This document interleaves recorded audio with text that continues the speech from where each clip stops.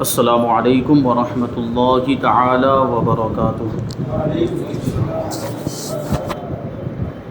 نحمده ونصلي ونسلم على رسوله الكريم، اما بعد فاعوذ باللہ من الشیطان الرجیم، بسم اللہ الرحمن الرحیم۔ ان اللہ وملائکته یصلون علی النبی یا ایھا الذین آمنوا صلوا علیہ وسلموا تسلیما۔ اللهم صل علی سیدنا ومولانا محمد معدن الجود والکرم وآلہ الکرام وابنہ الکریم وبارک وسلم صلاۃ وسلاما علیک یا رسول اللہ صلی اللہ تعالی علیہ وسلم۔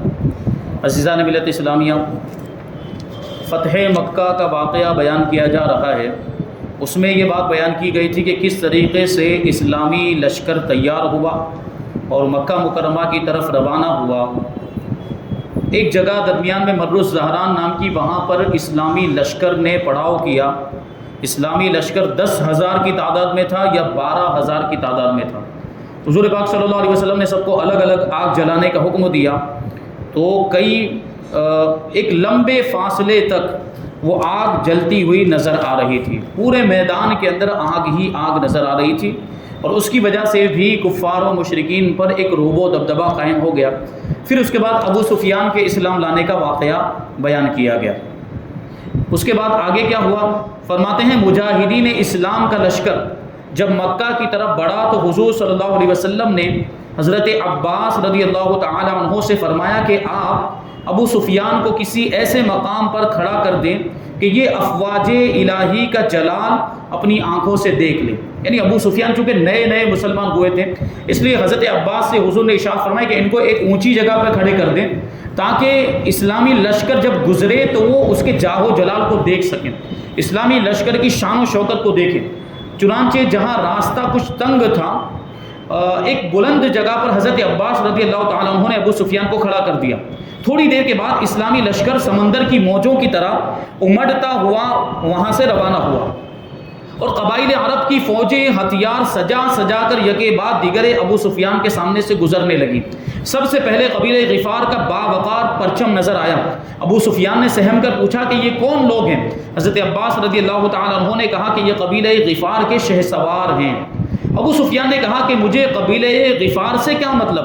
پھر جوہینہ، پھر سعد بن حزیم، پھر سلیم کے قبائل کی فوجیں زرق برق ہتھیاروں میں ڈوبے ہوئے پرچم لہراتے اور تکبیر کے نعرے لگاتے ہوئے سامنے سے گزرے۔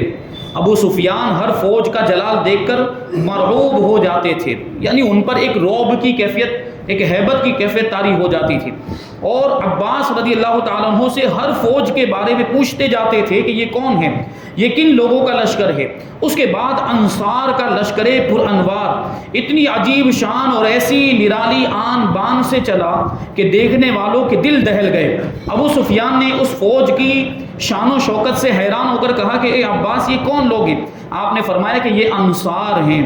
اچانک انصار کے علم بردار حضرت سعد بن عبادہ رضی اللہ تعالیٰ عنہ جھنڈا لیے ہوئے ابو سفیان کے قریب سے گزرے، اور جب ابو سفیان کو دیکھا تو بلند آواز سے حضرت سعد بن عبادہ نے کہا کہ اے ابو سفیان، الیوم یوم الملحمہ، الیوم تستحل الکعبہ، آج گھمسان کی جنگ کا دن ہے، آج کعبے کے اندر خون ریزی حلال کر دی جائے گی، یعنی آج خانہ کعبہ میں بھی قتل و غارت گری ہوگی۔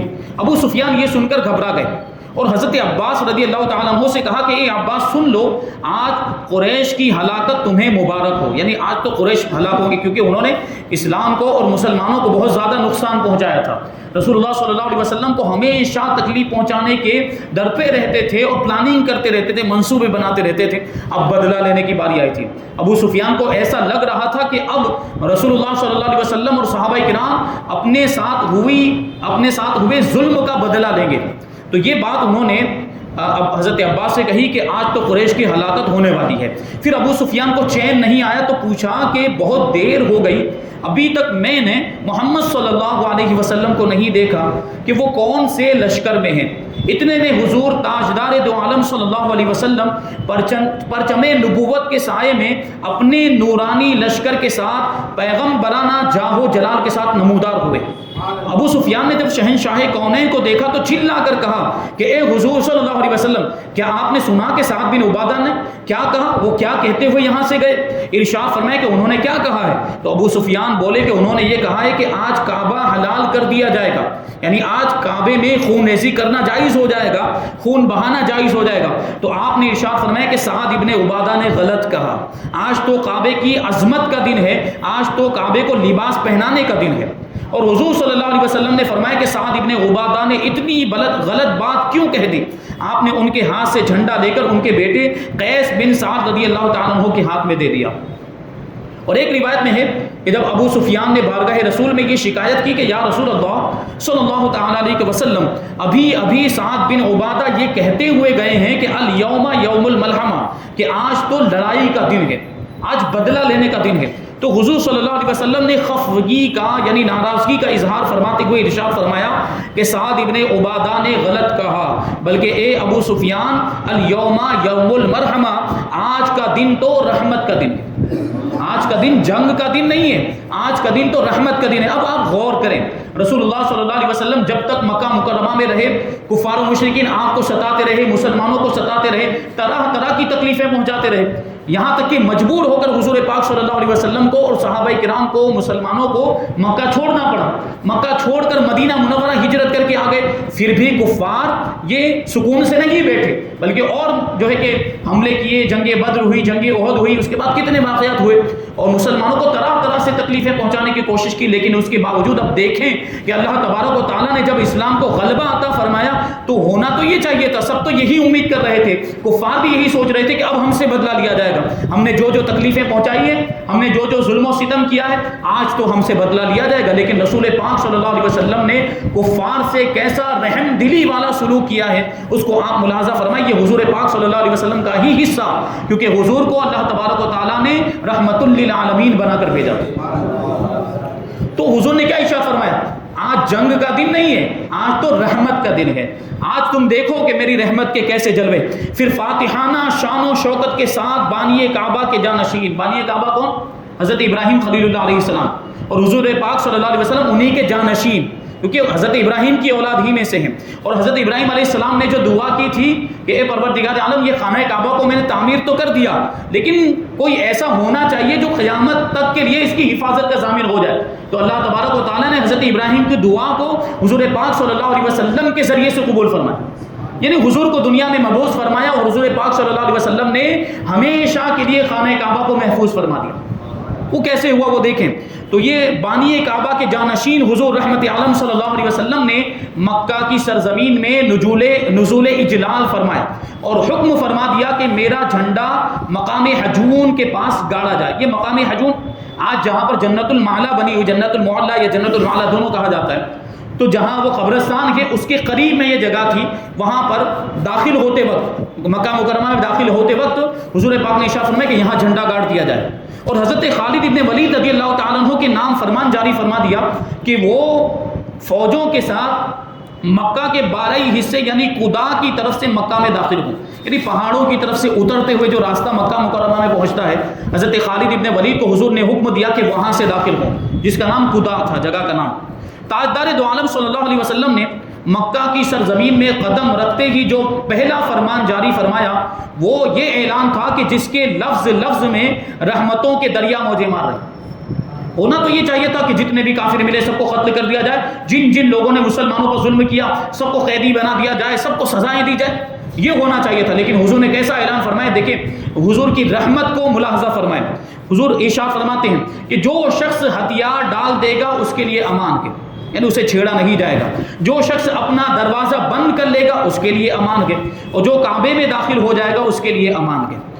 اس موقع پر حضرت عباس رضی اللہ تعالیٰ عنہ نے عرض کیا کہ یا رسول اللہ صلی اللہ تعالیٰ علیہ وسلم، ابو سفیان ایک فخر پسند آدمی ہے، یعنی وہ ہمیشہ بڑے مرتبے کی خواہش میں رہتا ہے، کیونکہ وہ قوم کے سردار بھی تھے، قبیلے قریش کے سردار تھے۔ تو حضرت عباس کہتے ہیں کہ اس کے لیے کوئی ایسی امتیازی بات فرما دیجئے کہ اس کا سر فخر سے اونچا ہو جائے، یعنی اس کو اس کا ملال اور اس چیز کا رنج نہ ہو کہ میں تو سردار تھا اب مجھے ایک معمولی انسان بنا دیا گیا۔ تو اس وجہ سے حضور اقدس صلی اللہ علیہ وسلم نے حضرت عباس کی بات کو سن کر آپ کے مشورے کو قبول کرتے ہوئے ارشاد فرمایا کہ جو ابو سفیان کے گھر میں داخل ہو جائے اس کے لیے بھی امان. دیکھیے جو ہتھیار ڈال دے اس کے لیے امان ہے، جو خانہ کعبہ میں داخل ہو جائے اس کے لیے امان ہے، اور جو شخص اپنے گھر کا دروازہ بند کر لے اس کے لیے ابھی امان ہے، اور جو ابو سفیان کے گھر میں داخل ہو جائے اس کے لیے بھی امان. یہ حضور صلی اللہ علیہ وسلم کی رحمت. اس کے بعد ابو سفیان مکہ میں بلند آواز سے پکار کر اعلان کرنے لگا کہ اے قریش، محمد صلی اللہ علیہ وسلم اتنا بڑا لشکر لے کر آ گئے ہیں کہ اس کا مقابلہ کرنے کی کسی کے اندر بھی طاقت نہیں ہے. جو ابو سفیان کے گھر میں داخل ہو جائے اس کے لیے امان ہے. ابو سفیان کی زبان سے یہ کم ہمتی اور بزدلی کی بات سن کر اس کی بیوی ہند بنت عتبہ جل بھن کر کباب ہو گئی اور طیش میں آ کر ابو سفیان کی مونچھ پکڑ لی اور چلا کر کہنے لگی کہ اے بنی کنانہ، اس کمبخت کو قتل کر دو. یعنی اپنے شوہر کے بارے میں کہہ رہی ہے، اس کمبخت کو قتل کر دو، یہ کیسی بزدلی اور کم ہمتی کی بات بک رہا ہے. ہند کی اس چیخو پکار کی آواز سن کر تمام بنو کنانہ کا خاندان ابو سفیان کے مکان میں جمع ہو گیا، اور ابو سفیان نے صاف صاف کہہ دیا کہ اس وقت غصہ اور تیش کی باتوں سے کچھ کام نہیں چل سکتا. میں پورے اسلامی لشکر کو اپنی آنکھوں سے دیکھ کر آیا ہوں. حضرت عباس نے ابو سفیان کو ایک اونچی جگہ پہ کھڑا، پورے لشکر کو انہوں نے دیکھا تھا، تو وہ کہہ رہے ہیں کہ میں اپنی آنکھوں سے اسلامی لشکر کو دیکھ کر آیا ہوں اور میں تم لوگوں کو یقین دلاتا ہوں کہ اب ہم لوگوں سے محمد صلی اللہ علیہ وسلم کا مقابلہ نہیں ہو سکتا. یہ خیریت ہے کہ انہوں نے اعلان کر دیا ہے کہ جو ابو سفیان کے مکان میں چلا جائے اس کے لیے امان ہے، لہذا زیادہ سے زیادہ لوگ میرے مکان میں آ کر پناہ لے لیں. ابو سفیان کے خاندان والوں نے کہا کہ تیرے مکان میں بھلا کتنے انسان آ سکتے ہیں، گھر چھوٹا سا ہے، اس میں اتنا بڑا قبیلہ کیسے آ سکتا ہے؟ تو ابو سفیان نے بتایا کہ محمد صلی اللہ علیہ وسلم نے ان لوگوں کو بھی امان دے دی ہے جو اپنے دروازے بند کر لیں یا مسجد حرام میں داخل ہو جائیں یا ہتھیار ڈال دیں. ابو سفیان کا یہ بیان سن کر کوئی ابو سفیان کے مکان میں چلا گیا، کوئی مسجد حرام کی طرف بھاگا، کوئی اپنا ہتھیار زمین پر رکھ کے کھڑا ہو گیا. حضور صلی اللہ علیہ وسلم کے اس اعلان رحمت نشان یعنی مکمل امن و امان کا فرمان جاری کر دینے کے بعد ایک قطرہ خون بہنے کا کوئی امکان ہی نہیں تھا. کوئی لڑائی کی اب نوبت ہی نہیں آنے والی تھی. لیکن اکرمہ بن ابو جہل، صفوان بن امیہ، سہیل بن عمرو اور جماش بن قیس نے مقام خندمہ میں مختلف قبائل کے اوباش اور بدماش قسم کے لوگوں کو جمع کیا تھا. ان لوگوں نے حضرت خالد بن ولید رضی اللہ تعالیٰ عنہ کی فوج میں سے 2 آدمیوں یعنی حضرت کرز بن جابر فہری اور حبیش بن اشعر رضی اللہ تعالیٰ عنہما کو شہید کر دیا اور اسلامی لشکر پر تیر برسانا شروع کر دیا. بخاری کی روایت میں ہے کہ انہی 2 حضرات کی شہادت کا اس میں ذکر ہے بخاری شریف کی روایت میں، مگر زرقانی وغیرہ کتابوں سے پتہ چلتا ہے کہ 3 صحابہ کرام کو کفار قریش نے قتل کر دیا اور شہید کر دیا. 2 تو وہ جن کا ذکر اوپر ہوا اور ایک حضرت سلمہ بن میلہ رضی اللہ تعالی عنہ، اور 12 یا 13 کفار بھی اس ہاتھا پائی میں مارے گئے اور باقی میدان چھوڑ کر بھاگ گئے. اب حضرت خالد بن ولید اور یہ کفار کا جو یہ مختصر تھا جو لشکر تھا، ان کے درمیان یہ جھڑپ ہوئی تھی. حضور صلی اللہ علیہ وسلم نے جب دیکھا کہ تلواریں چمک رہی ہیں تو آپ نے دریافت فرمایا کہ میں نے تو خالد بن ولید کو جنگ کرنے سے منع کر دیا تھا، پھر یہ تلواریں کیسے چل رہی ہیں؟ تو لوگوں نے عرض کیا کہ پہل کفار کی طرف سے ہوئی ہے، اس لیے لڑنے کے سوا حضرت خالد بن ولید کی فوج کے لیے کوئی چارہ کار ہی نہیں رہ گیا تھا. یہ سن کر ارشاد فرمایا کہ قضائے الہی یہی تھی، یعنی اللہ تعالیٰ کی تقدیر یہی تھی اور خدا نے جو چاہا وہی بہتر ہے. حضور صلی اللہ علیہ وسلم جب فاتحانہ حیثیت سے مکہ میں داخل ہوئے، جب آپ داخل ہونے لگے تو آپ اپنی اونٹنی قصوہ پر سوار تھے، ایک سیاہ رنگ کا یعنی کالے رنگ کا امامہ باندھے ہوئے تھے، اور بخاری میں ہے کہ آپ کے سر پر بغفر تھا یعنی جو لوہے کی ٹوپی ہوتی وہ تھی. تو ہو سکتا ہے کہ وہ لوہے کی ٹوپی پہنی ہو اور اس کے اوپر امامہ بھی باندھا ہو.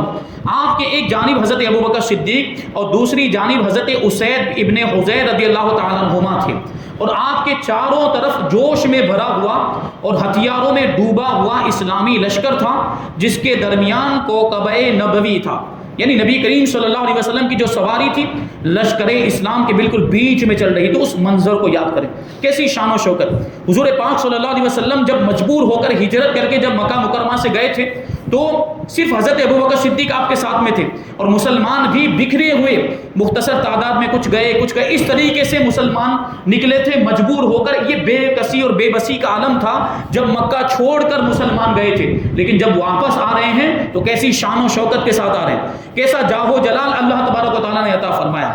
تو یہ اسلامی لشکر ایسی شان و شوکت کے ساتھ داخل ہوا۔ اس شان و شوکت کو دیکھ کر ابو سفیان نے حضرت عباس رضی اللہ تعالیٰ عنہ سے کہا کہ اے عباس، تمہارا بھتیجا تو بادشاہ ہو گیا، یعنی یہ شان تو بادشاہوں کی ہوتی ہے، اتنا بڑا لشکر۔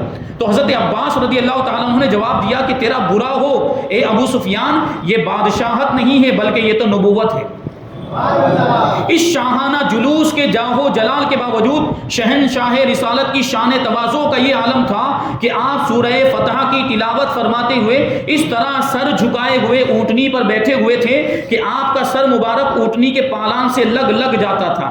آپ کی یہ کیفیت تواضع خداوند قدوس کا شکر ادا کرنے اور اس کی بارگاہ عظمت میں اپنے عجز و نیاز مندی کا اظہار کرنے کے لیے تھی۔ دیکھیے، آپ ہمارے یہاں معاملات یہ دنیا داری کے کہ کسی کو مال و دولت مل جائے یا کسی کو کوئی عہدہ مل جائے یا کوئی بادشاہ بن جائے تو اس کا تکبر آسمان کو چھونے لگتا ہے، وہ گھمنڈ میں آ جاتا ہے۔ لیکن حضور پاک صلی اللہ علیہ وسلم کو اللہ تبارک و تعالیٰ نے اتنی بڑی جیت اور اتنی بڑی فتح عطا فرمائی، وہ مکہ جس سے آپ کو نکالا گیا تھا شان و شوکت کے ساتھ اس میں داخل ہو رہے ہیں، لیکن عاجزی اور انکساری کا عالم ہے کہ نیاز مندی کی وجہ سے سر جھکا ہوا ہے، اللہ کا شکر ادا کر رہے ہیں، سورہ فتح کی تلاوت کر رہے ہیں۔ بخاری کی روایت میں ہے کہ حضور صلی اللہ علیہ وسلم فتح مکہ کے دن حضرت علی رضی اللہ تعالیٰ عنہ کی بہن حضرت ام ہانی بنت ابی طالب کے مکان میں تشریف لے گئے اور وہاں غسل فرمایا، پھر 8 رکعت نماز چاشت ادا فرمائی۔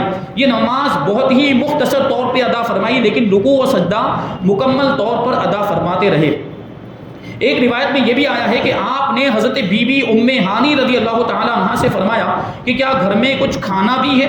تو انہوں نے عرض کیا کہ یا رسول اللہ صلی اللہ تعالیٰ علیہ وسلم، خشک روٹی کے چند ٹکڑے ہیں۔ دیکھیے، ابھی فاتحانہ شان و شوکت کے ساتھ داخل ہو رہے ہیں، لیکن پھر بھی سادگی کا عالم یہ دیکھیں کہ ساتھ میں کھانے پینے کا کوئی سامان نہیں۔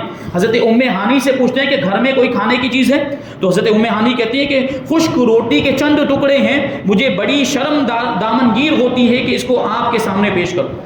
یعنی آپ اللہ کے نبی، اللہ کے رسول، آپ کے سامنے یہ ٹکڑے کیسے پیش کروں روٹی کے؟ ارشاد فرمایا کہ لاؤ۔ پھر آپ نے اپنے دستے مبارک سے ان خشک روٹیوں کو توڑا، ان کے ٹکڑے کیے اور پانی میں بھگو کر اس کو نرم کیا، کیونکہ وہ خشک روٹی تھی، سوکھی جو سخت ہو جاتی ہے، تو اس کو نرم کرنے کے لیے حضور پاک صلی اللہ علیہ وسلم نے اس میں پانی ملایا۔ دیکھیے کتنی سادہ غذا بھی تناول فرماتے ہیں۔ حضور پاک صلی اللہ علیہ وسلم نے اس وقت کوئی مطالبہ نہیں کیا کہ گوشت حاضر کیا جائے، مرغ مسلم حاضر کیا جائے، یہ عمدہ غذا دے دی جائے، یہ لذیذ کھانا دیا جائے، یہ نہیں کہا۔ جبکہ تاجدار دو عالم فاتح مکہ بن کر اس میں داخل ہو رہے تھے، اس وقت اشارہ فرماتے تو طرح طرح کی نعمتیں حاضر کر دی جاتی، طرح طرح کے قسم کے لذیذ اور عمدہ کھانے حاضر کر دیے جاتے، لیکن حضور پاک صلی اللہ علیہ وسلم نے انہی روٹیوں کو لیا۔ پتہ کیا چل رہا ہے کہ ہمیں جیسے بھی روزی اور رزق مل جائے اس پہ صبر کرنا چاہیے، اللہ تبارک و تعالیٰ کا شکر ادا کرنا چاہیے، اور دنیاوی معاملات کے اندر ہمیں ہمیشہ اپنے نیچے والوں کو دیکھنا چاہیے۔ اگر ہمیں کھانے کے لیے 2 وقت کی روٹی مل رہی ہے تو ہمیں ان لوگوں کو دیکھنا چاہیے جن کو 1 وقت کا کھانا ملتا ہے اور 1 وقت کا نہیں ملتا، بلکہ اور آگے چل کے ان لوگوں کو دیکھنا چاہیے جن کو 1 وقت کا بھی کھانا نہیں مل پاتا۔ ایسے غریب لوگ بھی دنیا کے اندر موجود ہیں، وہ سڑک پر کچروں کے اندر پڑی ہوئی چیزوں کو اٹھا کے کھاتے ہیں، دیکھا ہوگا آپ نے، ایسے غریب لوگ بھی موجود ہیں۔ تو ہمیں تو اللہ کا شکر ادا کرنا چاہیے کہ اللہ تبارک و تعالیٰ نے ہمیں اتنی اچھی حالت میں رکھا۔ اب حضور پاک صلی اللہ علیہ وسلم نے انہی ٹکڑوں کو لیا، جبکہ شہنشاہ کونین کے، دنیا اور آخرت کے بادشاہ، جس کو چاہے جو عطا فرما دے، جس کو چاہے جو نعمت دے دے، مختار کل بنا دیا اللہ تبارک و تعالیٰ نے آپ کو، ساری دنیا کے خزانے آپ کے دستے اقدس میں رکھ دیے، لیکن اس کے باوجود یہ سادگی، یہ حضور اپنی زندگی سے، اپنی سیرت سے اپنی امت کو سبق دے رہے ہیں کہ کبھی ایسا وقت بھی آ جائے کہ سوکھی روٹی کھانی پڑے تو سوکھی روٹی کھا لینا، شکایت کا لفظ اپنی زبان پر مت لانا۔ اللہ کی بارگاہ میں ہمیشہ جو ہے کہ صبر کرنا چاہیے، جو بھی نعمت مل جائے، اگر مصیبت آئے تو صبر کرنا چاہیے، اور اگر نعمت مل جائے تو اللہ کا شکر ادا کرنا چاہیے۔ تو پانی میں بھگو کر اس روٹی کو حضور نے نرم کیا، اور حضرت ام ہانی رضی اللہ تعالی عنہ نے ان روٹیوں کے سالن کے لیے نمک پیش کیا۔ دیکھیں آپ سوچیں، آپ روٹی ہوتی ہے تو اس کے ساتھ سالن، اس کو کھانے کے لیے سالن یعنی کوئی تر چیز ہونی چاہیے، کوئی ایسی سیال چیز ہونی چاہیے جس میں ڈبو کر روٹی کھائی جائے۔ عام طور پر روٹی کو سالن کے ساتھ کھایا جاتا ہے، ایسے ہی الگ سے روٹی نہیں کھائی جاتی۔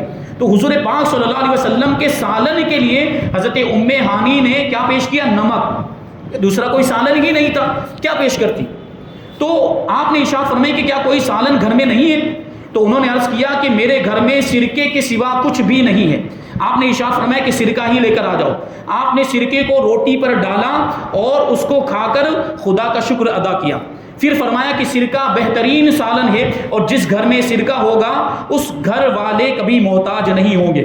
پھر حضرت ام ہانی رضی اللہ تعالی عنہا نے عرض کیا کہ یا رسول اللہ صلی اللہ تعالی علیہ وسلم، میں نے حارث بن ہشام، یہ ابو جہل کا بھائی تھا، اور زہیر بن امیہ کو امان دے دی، کیونکہ یہ ان کے رشتہ دار تھے اس لیے انہوں نے ان کو امان دے دیا تھا، لیکن میرے بھائی حضرت علی ان دونوں کو اس جرم میں قتل کرنا چاہتے ہیں کہ ان دونوں نے حضرت خالد بن ولید کی فوج سے جنگ کی ہے۔ تو حضور صلی اللہ علیہ وسلم نے ارشاد فرمایا کہ اے ام ہانی، جس کو تم نے امان دے دی اس کے لیے ہماری طرف سے بھی امان ہے۔ اب یہاں سے حضور پاک صلی اللہ علیہ وسلم بیت اللہ شریف میں داخل ہوئے، خانہ کعبہ میں داخل ہوئے۔ پھر حضور پاک صلی اللہ علیہ وسلم نے جو خانہ کعبہ کے اندر جو بت تھے ان کو کس طریقے سے نکالا اور ان کو کیسے گرایا، اور پھر حضور پاک صلی اللہ علیہ وسلم کا شاہی دربار سجا، مجرموں کو حضور کی بارگاہ میں لایا گیا، وہ سارے واقعات انشاءاللہ تبارک و تعالیٰ آگے بیان کیے جائیں گے۔ اللہ تبارک و تعالیٰ جو کچھ بھی بیان ہوا اس پر ہم سب کو عمل کرنے کی توفیق عطا فرمائے، اسلام کے لیے ہمیں بھی قربانی پیش کرنے کا جذبہ عطا فرمائے، مجاہدین اسلام جیسا ایثار کا جذبہ ہم سب کو عطا فرمائے، اسلام کی سچی پکی محبت اور حضور پاک صلی اللہ علیہ وسلم کی سچی پکی محبت ہم سب کے دلوں میں پیدا فرمائے۔ وما علینا الا البلاغ۔